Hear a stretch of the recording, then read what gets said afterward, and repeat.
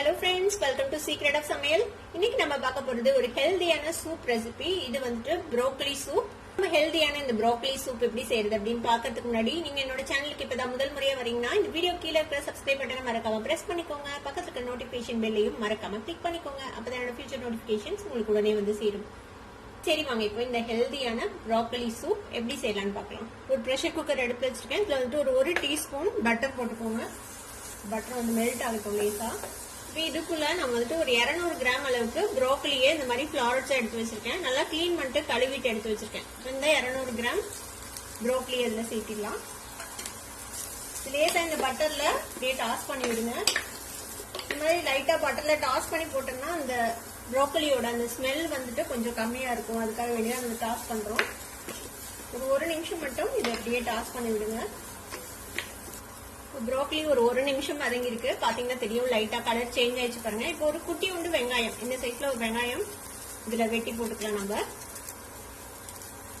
Rafah சாப் பண்ணி இதுக்குள்ள போட்டுக்கோங்க.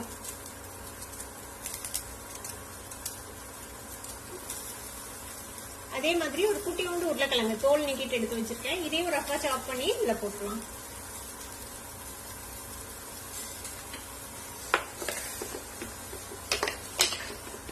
லைட்டா ஒரே ஒரு டாஸ் பண்ணிட்டு இதுல ஒரு கப் தண்ணி விட்டுக்கலாம். நம்ம இப்ப குக்கர் லிட்டு போட்டு மூடி நம்ம இதை ஒரே ஒரு விசிலுக்கு வேக வைக்க போறோம். ஒரு விசில்னா 2 விசிலுக்கு வேக வச்சுக்கலாம். நீங்க உங்களோட குக்கர்ல எவ்வளவு சவுண்ட் விடுவீங்களோ அதுக்கு பொறுத்த மாதிரி சாஃப்டா வேகணும். அந்த அளவுக்கு இதை வேக வச்சுக்கலாம். 2 விசில் விட்டு ஆஃப் பண்ணியாச்சு. நல்லா ஆவி அடங்கிடுச்சு. இப்ப நம்ம ஓபன் பண்ணலாம். பாருங்க நல்லா வெந்துருச்சு. உருளைக்கிழங்கு நல்லா சாஃப்டா வெந்துருச்சான்னு செக் பண்ணிக்கோங்க. பாருங்க நல்லா வெந்துருச்சு. இப்ப இந்த தண்ணியை வடிச்சுட்டு இதை வந்துட்டு ஆற விட்டுறலாம்.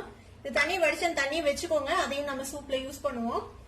இப்ப நம்ம வேக வச்ச காய்கறி எல்லாம் வடிச்சு வச்சாச்சு. அந்த வடிச்ச தண்ணியும் தனியா எடுத்து வச்சிருக்கேன். இப்ப இதை வந்துட்டு நம்ம அரைச்சுக்க போறோம்.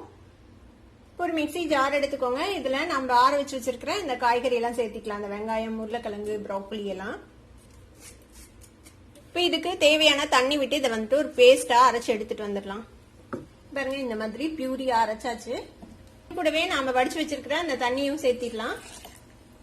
இதையும் சேர்த்து ஒரே ஒரு அடி அடிச்சு இதை நம்ம வடிகட்டிக்க போறோம். நல்லா அரைச்சு எடுத்தாச்சு. இப்ப இதை வந்துட்டு நம்ம வடிகட்டிக்கலாம். நீங்க தேவைப்பட்டா வடிகட்டலாம், இல்லைன்னா நீங்க அப்படியே கூட யூஸ் பண்ணலாம். ஒரு வேளை ஏதாவது அரைப்படாம இருக்கும், அதுக்காக வேண்டிதான் வடிகட்டிக்கிறோம். இப்ப நான் இதை வடிகட்டி எடுத்து வந்துடுறேன். இப்ப நம்ம அரைச்சதை வந்துட்டு இந்த மாதிரி வடிகட்டி எடுத்தாச்சு. இப்போ திக்னஸ் வந்து பாத்துக்கோங்க. நம்ம இன்னும் கொஞ்சம் தண்ணி ஊத்திக்கலாம் நம்ம சூப் செய்யும் போது.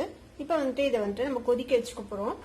திரும்பவும் ஒரு வடச்சட்டி அடுப்புல வச்சிருக்கேன். 1 டீஸ்பூன் பட்டர் போட்டிருக்கேன். இது வந்து ஆப்ஷனல் தான். பட்டர் உங்களுக்கு வேணாம்னா நீங்க அவாய்ட் பண்ணிக்கலாம்.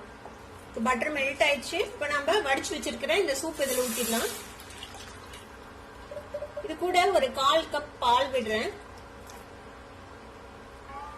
இந்த சூப்போட திக்னஸ்க்கு தகுந்த மாதிரி நீங்க வந்து தண்ணி விட்டுக்கோங்க. உங்களுக்கு என்ன மாதிரி கன்சிஸ்டன்சில வேணுமோ அந்த அளவுக்கு தண்ணி விட்டுக்கோங்க. இதுல இந்த அளவுக்கு ஊத்திருக்கேன் தண்ணி.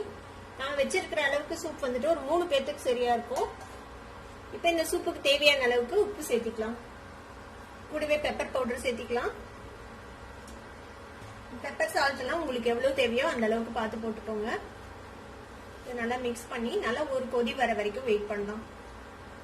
சூப் நல்லா கொதி வந்துச்சு பாருங்க. இந்த அளவுக்கு கொதிச்சா போதும். இப்ப நம்ம அடுப்பு ஆஃப் பண்ணிட்டு இதை வந்துட்டு சர்வ் பண்ணிடலாம். இப்ப இந்த மாதிரி ஒரு சூப் பவுல மாத்திடலாம். இதுக்கு மேல லைட்டா நீங்க வந்துட்டு பெப்பர் ஸ்ப்ரிங்கிள் பண்ணி சர்வ் பண்ணலாம். ஹெல்தி மட்டும் இல்ல, டேஸ்டியாவும் இருக்கும். கண்டிப்பா உங்களுக்கு பிடிக்கும் நம்புறேன். நீங்களும் இந்த ரெசிபியை ட்ரை பண்ணி பாருங்க. ட்ரை பண்ணி பார்த்துட்டு எப்படி இருந்தது அப்படி எனக்கு கமெண்ட்ஸ்ல ஃபீட்பேக் கொடுங்க. இந்த வீடியோ உங்களுக்கு பிடிச்சிருந்ததுன்னா சப்ஸ்கிரைப் பண்ணுங்க. பக்கத்துல இருக்க பெல் ஐகானையும் கிளிக் பண்ணுங்க. அப்பதான் என்னோட ஃபியூச்சர் நோட்டிபிகேஷன்ஸ் உங்களுக்கு உடனே வந்து சேரும். லைக் பண்ணுங்க, ஷேர் பண்ணுங்க. தேங்க்யூ ஃபார் வாட்சிங் வீடியோ வியூவர்ஸ். Bye by.